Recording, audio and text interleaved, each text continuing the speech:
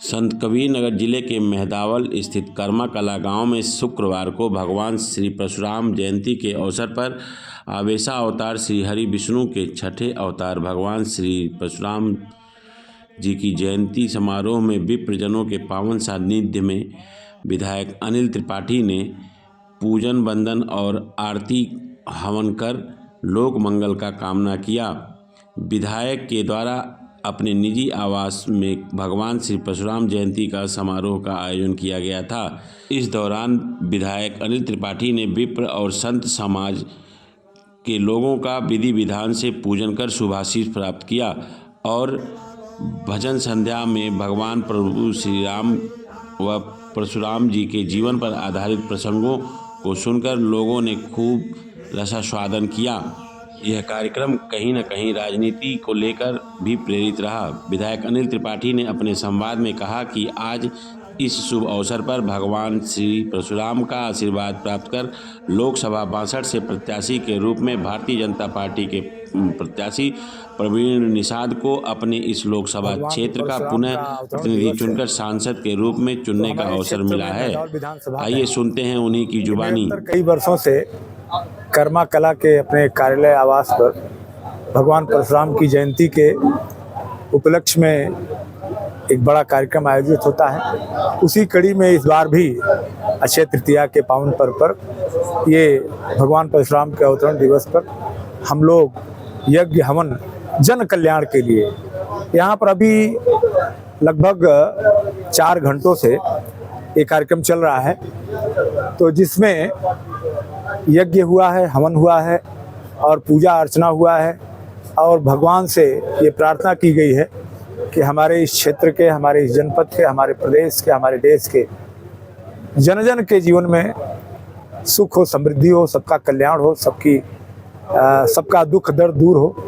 इस विधानसभा के कोने कोने से लोग आए हैं और लोगों ने इसमें पूरा समय दिया है और अभी आने वाला जो टाइम है सायंकाल तक यहाँ पर भोजन आदि का कार्यक्रम है, जो भी अतिथिगण आए हैं, और साथ ही साथ भजन की संध्या का भी आयोजन किया गया है और भजन संध्या में कुछ अच्छे कलाकार अपने जनपद के ही यहाँ पर उपस्थित होने वाले हैं, तो भजन का भी कार्यक्रम चलेगा।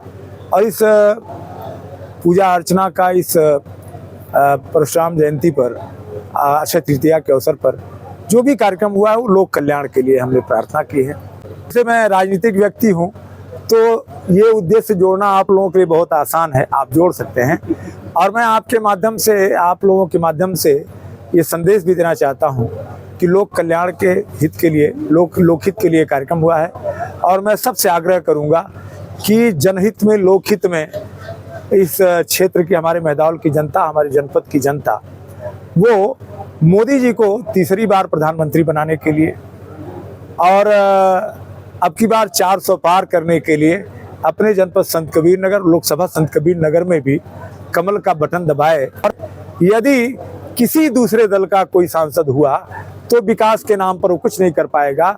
और इसके पहले आप सभी ने देखा है कि जो समाजवादी पार्टी के लोग हैं वो इसके पहले भी 5 वर्ष तक 2012 से लेकर 2017 तक यहाँ पर उनकी सरकार भी थी। 12-17 में समाजवादी पार्टी की सरकार थी और यहाँ से जो वर्तमान में चुनाव लड़ रहे हैं लोकसभा का, वो यहाँ के विधायक भी थे और उन्होंने मंत्री पद भी ग्रहण किया था, लेकिन मेहदावल विधानसभा का जो विकास होना चाहिए था वो विकास नहीं हो पाया था। देखिए, मारपीट की घटनाएं कोई निषाद पार्टी, कोई भारतीय जनता पार्टी, कोई अन्य पार्टी नहीं करती है। मारपीट अगर कहीं होता है तो व्यक्ति के द्वारा होता है और उसको जो है पार्टी से जोड़ना ये पूरी तरीके से अनुचित है। ये तो राजनीति को गंदा करने का काम है। और आप ये बता दें कि कोई घटना, दुर्घटना कभी भी हो सकती है। इसका मतलब ये नहीं है कि उसके लिए पार्टी दोषी हो, उसके लिए प्रवीण निषाद दोषी हो गए, उसके लिए संजय निषाद दोषी हो गए। ये ऐसा कोई कारण नहीं है। मारपीट तो रोज हो रहा है। सपा के लोगों द्वारा ये बात कही जा रही है। सपा के लोग जो है मिथ्या प्रलाप करते चले आ रहे हैं। जब सपा की सरकार होती है तो गुंडागर्दी, आतंकवाद और बड़े बड़े दंगे फसाद ये निरंतर होते हैं। सपा तो कतई न कुछ कहे। अगर बसपा वाले कहना चाहें तो कह भी सकते हैं 1-8%। सपा वालों को तो कहने का अधिकार नहीं है।